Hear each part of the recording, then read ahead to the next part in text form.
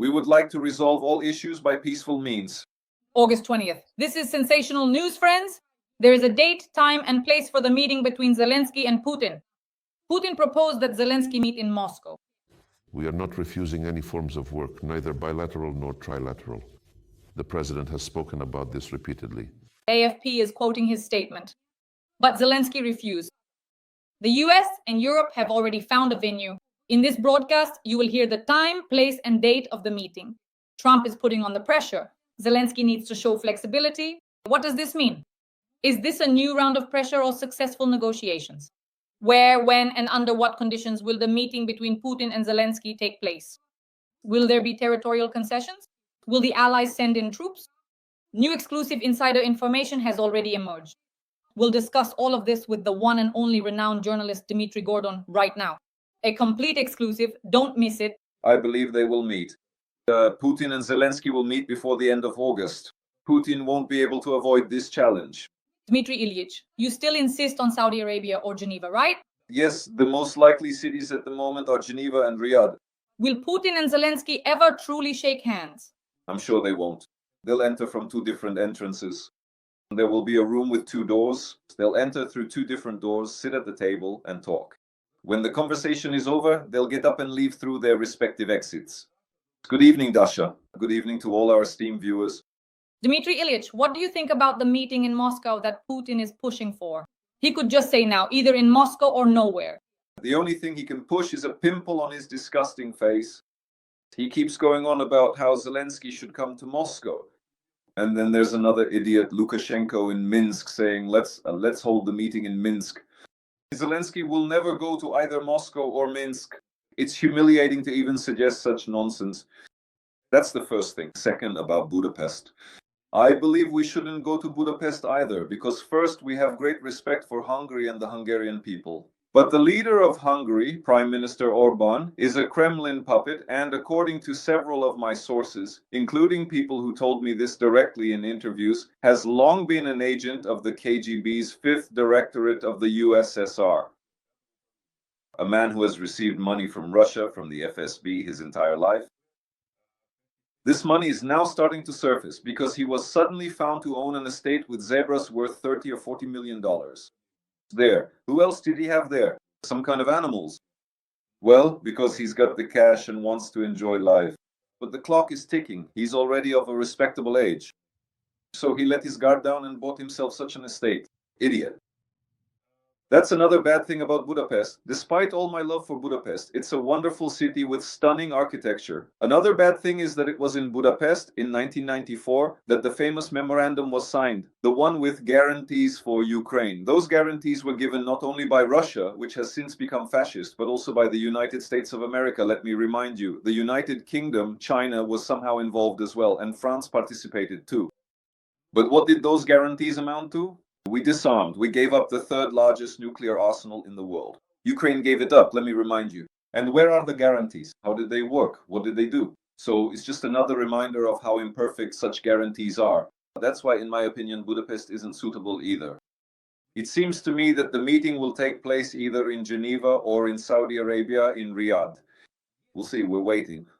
If, Dasha, this meeting even happens because Putin doesn't want to go, Dmitry Ilyich, you said something absolutely correct. The fact that they immediately suggested Moscow, we understand perfectly well that this is just a manipulation so that Zelensky would refuse and the meeting simply wouldn't take place. In other words, Putin simply manipulated the situation. Because he's a banana. You're being quite polite today. Usually you speak about him much more harshly. You've softened up a bit today. Yes, I've softened up a little. I'm in a good mood today, so... But by the end of the program, I'll switch back to my usual language. Dasha. Dmitry Ilyich, why do you think the meeting won't take place? Because again, Caroline Leavitt came out at a press conference and said that Putin tearfully promised Trump that the meeting would take place. I didn't say the meeting wouldn't happen. I think Putin is not only delaying his own end, but also this meeting. I'll explain why. Because for Putin, meeting with Zelensky is humiliating to some extent. Let me explain why. Because Putin wanted to show how he and Trump are sitting together, dividing up the world, that these are the two most prominent countries, that he is being taken seriously, and most importantly, to break out of isolation. He's being taken seriously again, the two of them together, the red carpet and Alaska. And here I am, such a tough guy. But now look, for the past 2.5 years, he's been saying that Zelensky is illegitimate, that there is no such country as Ukraine, that Zelensky is a nobody to him. So how could he possibly sit down at the negotiating table with him one-on-one? And now, Trump has definitely trapped him. This is a trap, in my opinion. Because on the one hand, Trump is telling him, go meet with Zelensky, then the three of us will meet together. Go and sort it out. A Putin who meets with Zelensky is seen as a weak leader in the eyes of Russians. So now, what is the trap for him? If he meets with Zelensky, he looks weak. What's more, Zelensky could completely roast him right at the meeting, because when it comes to real humor, not that crude barrack-style soldiers' humor like Putin's, Zelensky has plenty of it. Let's not forget, he has many years of experience in KVN and in the 95th Quarter comedy troupe behind him. This man can, with his humor, turn any opponent into nothing just like that. That's why I have no doubt that during this meeting, if it happens, Zelensky could, I repeat, intellectually and with his wit, just completely roast Putin. Putin understands this. Putin is afraid of being humiliated in public, and Zelensky can do that. He can humiliate him in front of the whole world, in public.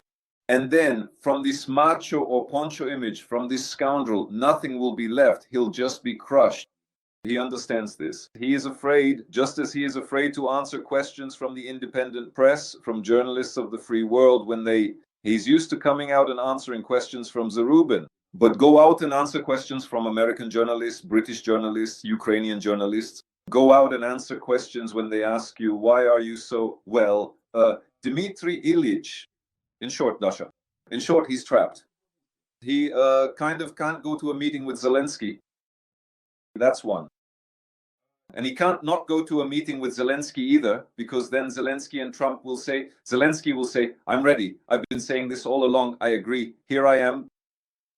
Even without a ceasefire, Dmitry Ilyich Zelensky even dropped that condition. That is, he went all in. Yes. And Trump will say, I did everything. I made a deal. I did a tremendous amount of work. I damn well didn't even take a vacation. I always take a vacation at this time, when Congress is on break. I was supposed to be in New Jersey at my golf club. I didn't go on vacation. I'm working on the peace case in Ukraine, and he has the nerve not to even meet with Zelensky to achieve peace. So does that mean he doesn't want to achieve peace? Then I impose sanctions and destroy the Russian economy and give Ukraine all the weapons it needs. Putin understands this. He's at a crossroads. Do you know what the crossroads is? That's one and a fork. I have a friend, he's a very impulsive person. His girlfriend gave him juice the wrong way after he reminded her twice how it should be done. He took a fork and stuck it into her soft tissue. There you go. So for Putin, it's also a fork in the road. Is he still alive after that? Is your friend still alive after that? He's alive, and so is she. Good news for everyone. Yeah, he's really lucky to be alive. Let's continue. You didn't like the story about the fork? She didn't either. I feel sorry for that girl, but let's not comment on that. Yes. Let's get back to our, as you say, with the letter B, an inappropriate word. Yes, so Putin is actually in a tough situation. With the meeting, I think he'll try to stall, but he won't be able to drag it out for long. Because Trump is insisting. You see how Trump is so fast, decisive, and sharp. Meanwhile, that Lavrov is bleating something, that old fool, saying that, well, this meeting needs to be prepared, and that Russia and China should also provide security guarantees to Ukraine. What Russia? The one that attacked us treacherously? It's supposed to provide security guarantees now? Are you out of your mind, you idiot? Completely senile, lost his mind, an old fool. Russia is supposed to give guarantees. Now they're going to try to do it like this. How about we arrange a meeting at the level of foreign ministers, Lavrov says. What foreign ministers? Washington told you to bring Putin here. Are you planning to disobey Trump? You'll get it. A fork up your ass. Dmitry Ilyich, what you're saying right now is very important, but there's also a very important point regarding this meeting. So as we understand it, October 10th is the 0 hour when Trump is supposed to be awarded the Nobel Peace Prize. And October 7th is the birthday of the Russian war criminal, dictator, and murderer. Yes. And now everyone is starting to speculate that it's very important for Trump that everything is wrapped up before the 7th or 10th of October. And here, of course, Ushakov said that the delegation needs to be upgraded. Lavrov said that we are not, yes, they can drag this out for a very long time, this whole meeting issue. It all depends on how much patience Trump has, because the deadline is the 7th or 10th of October. No, the deadline is the end of August. He said it clearly. This meeting must be organized by the end of August, by the end of August, Trump said. Zelensky and Putin must meet. Zelensky said, I'm ready any day, any time. That's it, I'm ready. The ball is in Putin's court. If Putin, by the end of August, what is it today, the 20th? The 20th? If Vladimir Putin does not deign to come to the important meeting by the very end of August, then Donald Trump will simply and utterly castrate him in a fit of absolute rage. My God, what words, Dmitry Ilyich. Our audience should give a like after that. 2. Yes, by the way, friends, give this video a like. Write in the comments what you think Trump should do with Putin. It's very important. And in the comments, write where you're watching us from, your location, and a few words of support for our duo. Dmitry, if we count by meetings, look, the US is considering Budapest, but that's no longer suitable for us because of the shameful memorandum of '94, by the way. And because of Orban. So moving on, Austria and Switzerland are being considered. Macron is suggesting Geneva, and Austria has stated that it would allow Putin to participate, despite being connected to the ICC. As I understand it, Geneva and Switzerland have officially stated that they are ready to grant Putin immunity so that he can attend. But today, before our stream, I was watching some analysts, and all the international experts said that Putin would never allow the meeting to take place on European soil, because for him, that would be a public humiliation. His Russian war correspondents wouldn't understand that, so now he will only agree to meetings on Middle Eastern territory. Look, partly yes, partly no. I'm not even talking about Austria right now, which is already declaring that it wants to join NATO. I'm talking about Switzerland. This is a traditionally neutral country where all meetings have always been held in Geneva since after World War II, and even during World War II, all serious negotiations took place in Geneva. That's why Geneva is being seriously considered, that's one. And secondly, yes, the Middle East, in particular Saudi Arabia, is most likely. So we'll see. That's why I said Geneva or Riyadh. Other cities could come up as well, of course. Who could have guessed that Alaska would come up during high-level negotiations? No one, but it did. So more surprises are possible, and we will be watching this closely together. Dmitry Dmitrievich, for some reason there are reports now that American intelligence agencies are actively preparing the meeting specifically in Budapest. That is, yes, the White House is focusing on Budapest, and this is already being confirmed by the work of American intelligence agencies on the ground in Budapest. Well, could this be a serious signal that Budapest will actually be chosen? It could be a signal, but I don't know how serious it is. And let's not forget that American intelligence agencies have nothing to do with the meeting between Zelensky and Putin. Right? So maybe they're working on a three-way meeting for the future. But the Ukrainian and Russian intelligence agencies are involved in the meeting between Zelensky and Putin. Dmitry Dmitrievich, this is a very important point. Trump really wanted the initial meeting to be a three-way one. He wanted to act as a mediator, but Putin refused. In fact, the phrase used during the phone call was, "I want to talk to Zelensky one-on-one." Question, is there some kind of trap for Ukraine in this? A one-on-one conversation between Putin and Zelensky? None at all. Zelensky is a well-prepared president. He is a master of the art of conversation, the art of negotiation.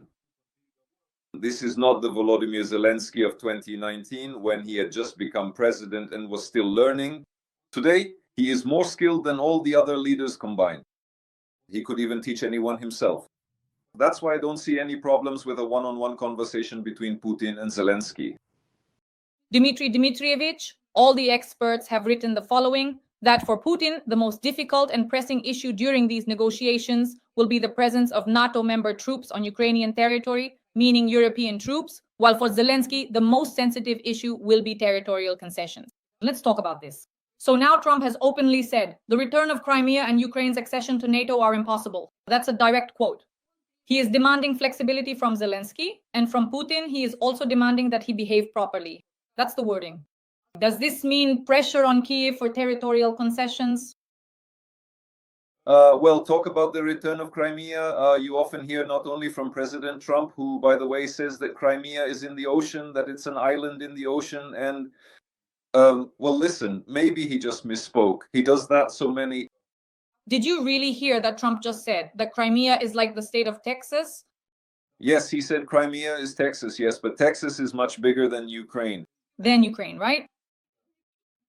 Yes. Well, look, let's forgive a 79-year-old man these slips of the tongue, especially since he's thinking about America. I also might not know where some region in Somalia is, for example, or in Uganda. It's forgivable for me.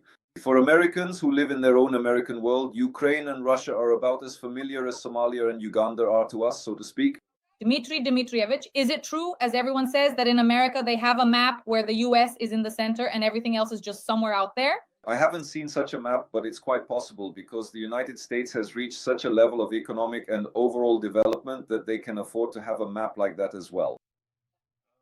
So regarding what you correctly mentioned about territorial concessions and security guarantees, specifically the deployment, in fact, of NATO troops on the territory of Ukraine.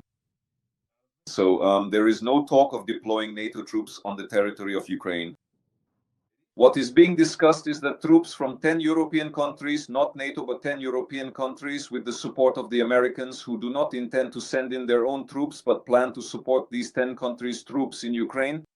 From the air? From the air, and not just from the air, but also with intelligence data and so on and so forth. But they do not intend to be physically present themselves. So what is being discussed is that these could be the kinds of guarantees. So what's the problem? I don't see any problem at all.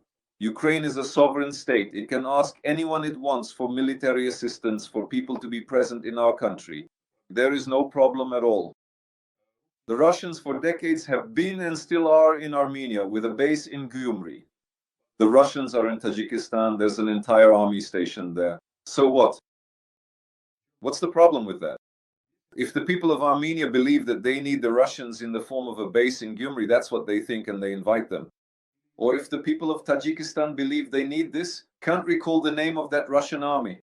Well, we're not against that. It's their sovereign right to invite the Russians or not to invite them.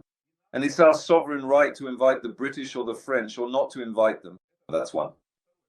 Second, regarding territorial issues.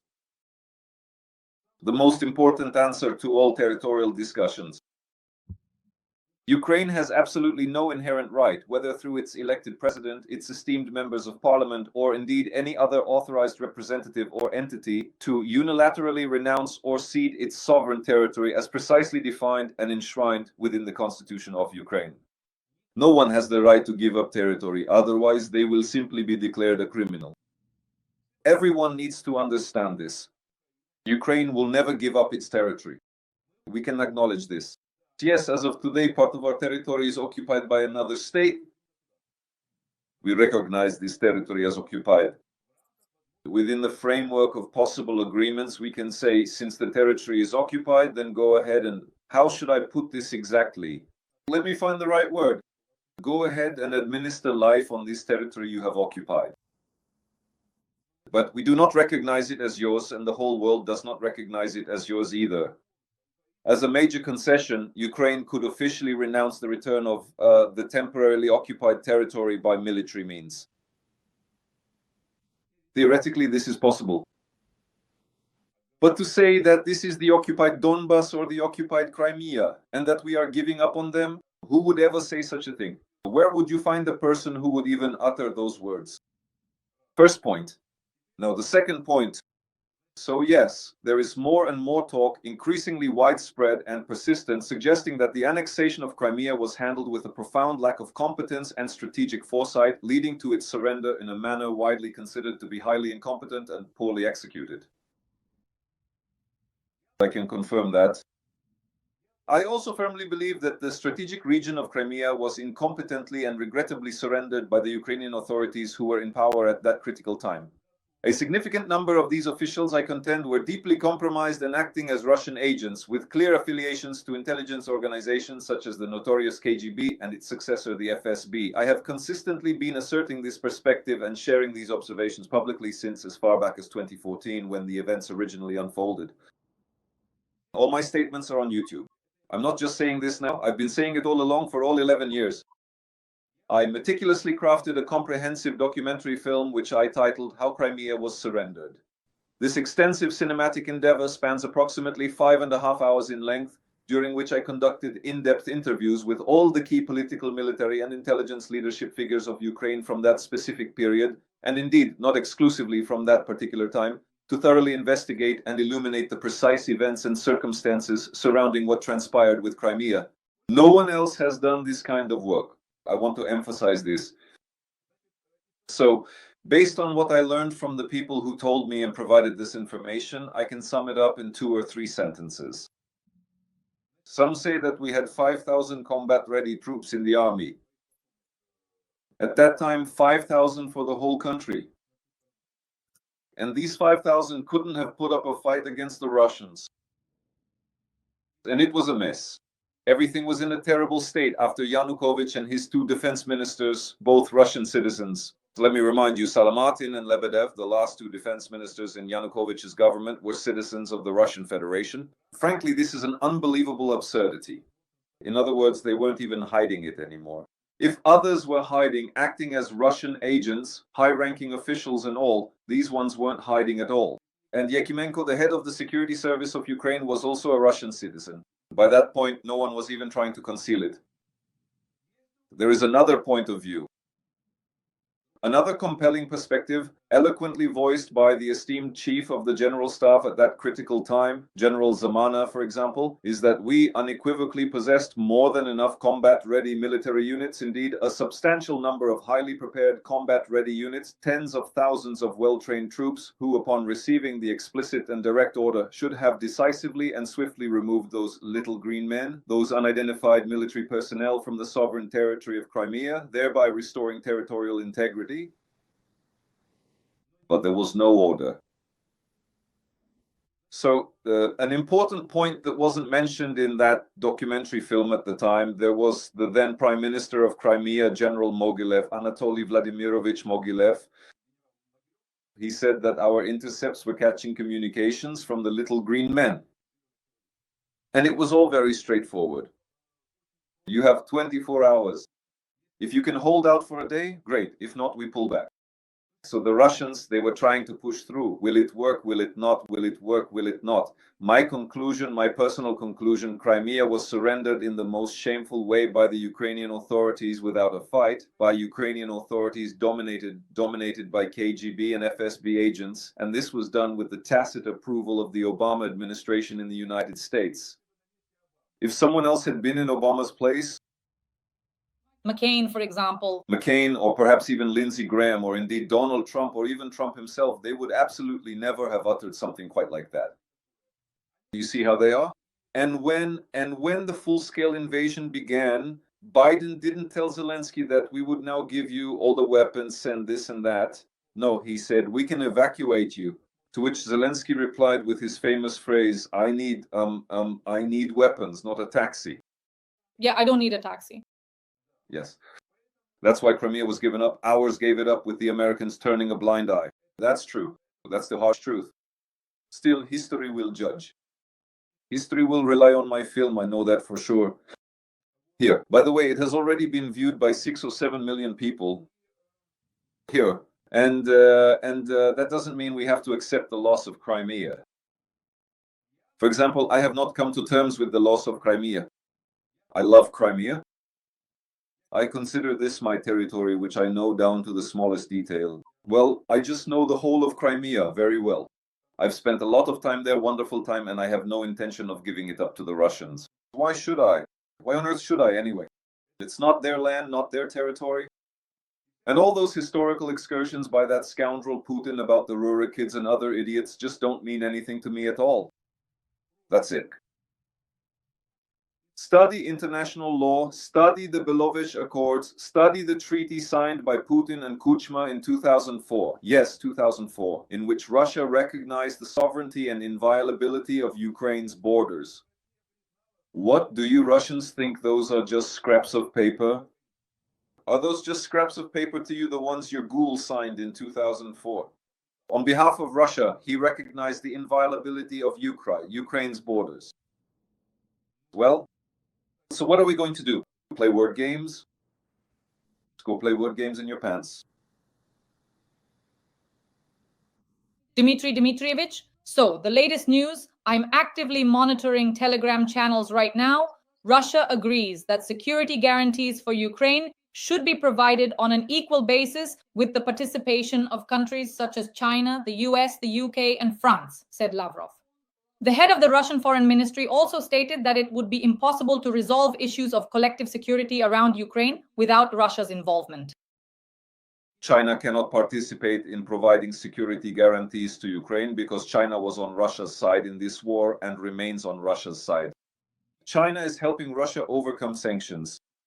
China supplies Russia with military goods, so by definition, China cannot guarantee Ukraine's security, just as Russia, which attacked Ukraine, cannot. Here you go, Dmitry Ilyich, some absolutely fresh information. Lavrov, that is, Russia has proposed to raise the level of heads of delegations at the negotiations with Ukraine. Am I right in understanding that this is simply a rejection and a slap in the face to Trump, that there will be no meeting between Zelensky and Putin? Instead, Lavrov will be meeting with our foreign minister Sybiga or someone like that? You understand correctly, Lavrov is saying that whereas before the half-crazed Medinsky used to go to the negotiations as head of the delegation, now I am ready to go. We're raising the level, we're doing everything clearly, we're trying to work. We are for peace. Of course we are for peace. We are ready for any negotiations and we are raising their status out of respect for President Trump, for the USA. We are raising the status and I'm already ready to go. Let me be the one to meet with Sybiga. It's all a bluff. It's all a game. You were told clearly. It should be Putin meeting with Trump or with Zelensky. The great Americans told you clearly. Don't want to. Fine, have it your way. Well, it's all simple here. Trump won't bother with the small stuff anymore. Trump has trapped himself too. I'll tell you. Well, how did he trap himself? He put his name, his reputation, and the reputation of the United States of America on the line. By the way, I'm very grateful to him for that, because it shows how serious his intentions are. He could have just quietly let it slide. He could have said, well, I did everything I could. It's impossible. It just won't work out. So what else can I do? I've already done this and that. I've even met with Putin. The fact that he met with Putin, right. If he doesn't manage to achieve peace in Ukraine as a result, the Americans will eat him alive. He'll be devoured first and foremost by his own Republicans, and then the Democrats will finish him off. Trump understands this very well. He has, I repeat, staked his political career on this. So, Dmitry Ilyich, let's reason as follows. So, Lavrov came out and said, we're raising the level of the delegations. How long will Trump put up with this if he's running out of time and feeling the pressure? October 10th is just around the corner. The deadline is the end of August. And here's Lavrov. His deadline isn't October 10th. His deadline is the end of August. I want to say this once again. So what are we expecting from him? I'll tell you what I think. I could be wrong. I believe that if Putin doesn't announce that he's ready to meet with Zelensky by the end of August, if the dates and the city and the country where they will meet aren't set, Trump will address the nation and say, he deceived me. He tricked me. That was Putin's last warning, like the proverbial final Chinese warning. I'm imposing sanctions against Russia, devastating ones that will destroy the Russian economy. I'm imposing sanctions against China and India. Well, he's already imposed sanctions on India against China. I'm giving my European friends all the weapons necessary for Ukraine. Go ahead, Godspeed. You know, Dmitry Ilyich, Boris Yakovlevich Pinkus told me yesterday that he really hopes Putin won't agree to meet with Zelensky and that Putin will be destroyed. In other words, that Trump would be given a slap on the nose and impose hellish sanctions against Russia. I can't help but agree with Boris Yakovlevich Pinkus. So I want to tell you that there was a great director at the Leningrad BDT, Georgy Tovstonogov. The Leningrad BDT was one of the best theaters in the Soviet Union at the time, and Tovstonogov was the best director in the Soviet Union. He used to say a remarkable phrase, in art, give a push to the one who is falling. Fascist Russia is falling, its economy is in the gutter, with an accelerating potential to end up in complete ruin. So, just as in art, you give a push to the one who is falling, here too, the falling one should be pushed so that they finally collapse and once again beg the Americans for Bush legs. Only now, it'll be Trump legs. That's it. Why bother being polite? Why be afraid of them? They're not scary and they only understand the language of force. Russians only understand the language of force. That's an axiom. That is a theorem that doesn't require a statement that doesn't require proof. And you know what's most phenomenal? That the organization of the meeting between Putin and Zelensky at the highest level is being handled by America, specifically Rubio, Divens, the vice president, and Witkoff, their buddy, and they'll take down all three at once. Just plain and simple. Of course. Americans will never allow themselves to be treated with disdain. Never. Look, everything has been turned upside down. The process has reached a point where it can't be stopped anymore. This isn't 2022, not 2023, and not 2024. This is 2025. Europe is more united than ever. Key European countries are led by strong leaders. Look at Merz, look at Macron, at Starmer, at my favorite Meloni, look at Stubb. All of them are handsome, like they were picked out specially. And with them, Uncle Chernomore. So they're ramping up military production on such a scale that they can't hire staff fast enough. Germany alone is hiring 70,000 employees for its defense factories. 70,000. That's why America isn't the same. Trump isn't the same either. Compared to how he was, say, in February at that meeting in the White House with Zelensky, that crushing one, Trump has completely changed. He finally realized that this creature is fooling him. Tell me, what self-sufficient man with such an inflated ego would put up with being fooled by some creature in front of the whole world? Well, I'd like to see that. We'd really like to see that too. Dmitry Ilyich, one more crucial question. Who is moving the troops? Dasha, excuse me, but I believe they will meet. Putin and Zelensky will meet before the end of August. Putin won't be able to avoid this test. Well, by the way, Dmitry Ilyich, that's a very important statement because there's hardly any time left until the end of August. Just 2 weeks, and next week we'll sum it up together. Yes or no? No or yes? So, Dmitry Ilyich, you still insist on Saudi Arabia or Geneva, right? I don't insist. I think the most likely cities at the moment are Geneva and Riyadh. Perhaps tomorrow some other city will appear. Istanbul. Maybe. Istanbul? I seriously doubt it.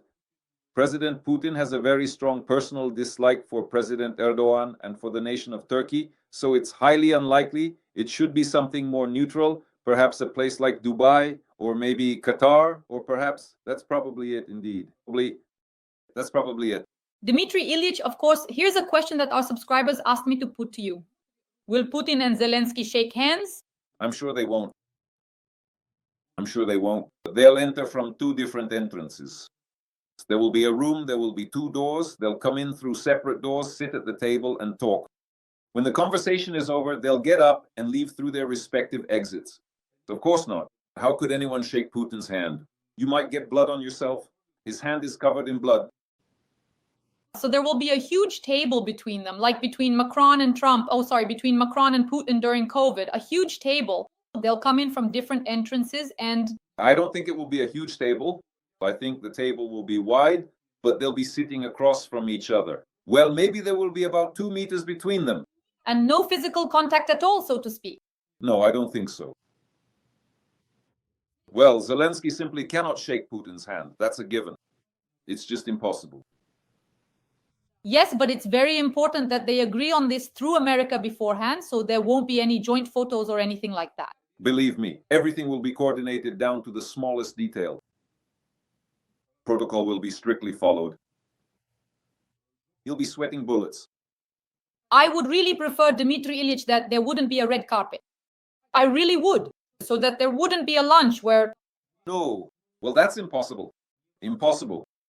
I remember I was present at the Minsk negotiations. I remember that, if I'm not mistaken, even Poroshenko didn't shake Putin's hand. Did he shake his hand or not? I don't remember. Or maybe he did. I don't remember anymore. I can't recall. Yes, because it's very important, because there is a certain protocol, but with a war criminal, that protocol absolutely should not be followed. Dmitry Ilyich, which of our European partners is sending troops? Bloomberg writes, 10 European countries are ready to send troops after the war as security guarantees. Now we're saying security guarantees mean only European troops plus Trump, who will provide air support, intelligence, and so on. Well, it's hard for me to comment on this configuration because that would be unserious. No one knows about it today. I think everything is still in progress. But off the top of my head, I can confidently say that these would primarily be highly trained troops from the United Kingdom, France, Germany, and Finland. Additionally, it's quite possible that forces from Italy would be involved, along with those from the various Scandinavian countries, such as Sweden, Norway, and Denmark, and potentially also the Netherlands. Something like that. Let's count them, by the way. France 1, Britain 2, Germany 3, Italy 4, Finland 5, Sweden 6, Norway 7, Denmark 8, Netherlands 9. I was going to say Poland, but I have my doubts considering the geographical context and the established pattern of these European nations. No, they didn't even attend the meeting in Washington. But I doubt it. Yeah, I think the 10th country. Who would be the 10th country? Let's see. Maybe it's the US? Maybe it's the US, which apart from troops will support everything else. But it seems to me that these are the kinds of countries involved. Dmitry Ilyich, so Marco Rubio is leading the group to develop security guarantees for Ukraine, reports Warren Jordan. That's very good. It's very good that he's the one leading it. At least it's not Witkov, otherwise Witkov would have led it into a mess. Well, he's not a specialist, Witkov. I mean, listen. He's a jack of all trades, even communicating with geese, They could have even dragged Witkov into this, The security guarantees will include 4 components: military presence, air defense, weaponry, and monitoring the cessation of hostilities. Dmitry Ilyich? Yes. That's the standard set, 4 paragraphs there. There's nothing to comment on. But all of this is only on the condition of a ceasefire, only on that condition. So as soon as a peace treaty is signed, and the peace treaty will be signed on the condition that security guarantees are provided, that's one of the options in the peace treaty. As soon as the peace treaty is signed, everything gets going right away. Dmitry Ilyich, and of course, I've saved the most sensitive question for last: territorial concessions. I'd like you to comment on it, because what we've been hearing over the past few weeks is the following phrase: Donbas for peace. That's how it sounds. And this phrase is being promoted by Trump and the Trump administration. No, that's not quite right. During the meeting in Alaska between Trump and Putin said that only our conditions apply: the withdrawal of Ukraine from the non-occupied part of Donbas. And let me remind you, that's 29%, I believe, of Donetsk region. These are well-fortified, very well-fortified areas. Kostiantynivka, Kramatorsk, Sloviansk, a huge agglomeration where, I should note, Ukrainians live. Putin insisted on this, and Trump told him that if you insist on this, there is no point in continuing the negotiations any further. In other words, he almost did exactly what he had said the day before. If I see that Putin is, let's say, getting too bold, I will stop the negotiations and leave. And Putin immediately backed down. Immediately. I'll say it again. Russians only understand the language of force. Putin also only understands the language of force. Therefore, the European leaders who were at the White House, as well as Volodymyr Zelensky, once again confirmed that Ukraine will never give up non-occupied territory, whether it's Donbas or any other regions, in order to achieve a peace agreement. So the only significant thing that can be discussed is a comprehensive peace agreement along the established line of contact, along the precise line of demarcation. Where we are, that's Ukraine. That remains Ukraine. Where they are, that's also Ukraine, but it's temporarily occupied territory under the control of fascist Russia. There are no other options. Are there any other options? You know what kind? We have a small part occupied in the Sumy, Kharkiv region, a little bit in the Sumy region. The Americans, it seems, want to take over the management of the Zaporizhzhia nuclear power plant. In general, there are a few more points like that, but all of it is just a matter for bargaining. There is no bargaining over Donbas. I really liked how Merz, whom I deeply respect, who was at the White House and played golf with Trump, explained to Trump in very clear, accessible terms that giving up Donbas would be like giving up Florida. And for Trump, Florida is practically a sacred place because, as you know, he has his Mar-a-Lago estate there. And I think Merz is, of course, a brilliant diplomat. He found just the right words. The European diplomats did an excellent job here, and the meeting in Washington, in my opinion, was brilliant, wasn't it, Dmitry Ilyich? Yes, I absolutely agree. Absolutely agree. Our delegation is very satisfied. I spoke with members of our delegation. They were very pleased with the meeting at the White House. Dear audience, please like this video and let us know in the comments whether you think there will be a meeting between Putin and Zelensky before the end of August. Where could it take place? And of course, what security guarantees and territorial issues are involved? We're interested to hear your thoughts. Subscribe to Dmitry Ilyich's YouTube channel. Subscribe to my YouTube channel, Dasha Shastlivaya, and leave a few kind words in support of our tandem. Dmitry Ilyich, well, I guess by our next meeting it will already be clear yes or no, whether the meeting will take place or not. And then, of course, there will be a lot of questions. And again, I think that the Nobel Peace Prize on October 10th is a sort of D-Day for Trump, by which he needs to wrap all this up. Dasha, I think Putin has been backed into a tough spot, and they're going to corner him even more, very specifically. Totally cornered, as they used to say. That's a brilliant ending. God willing, that's how it will be. The one and only renowned journalist, Dmitry Gordon. Dmitry Ilyich, thank you very much, and see you next week. Thank you, Dasha. Glory to Ukraine. Glory to the heroes.